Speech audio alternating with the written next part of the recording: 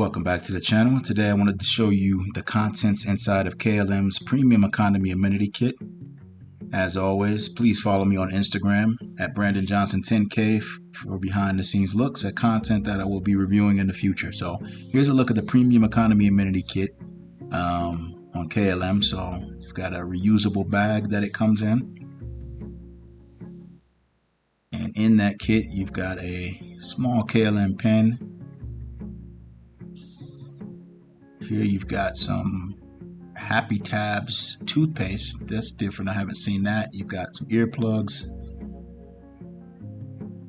bamboo toothbrush. Bamboo is all the rage in these amenity kits, it seems like, and an eye mask. So not a bad little kit there for the premium economy package with KLM. So as always, I do appreciate you watching. Please hit the like button, subscribe to the channel if you haven't already, and share this with a friend. Thank you.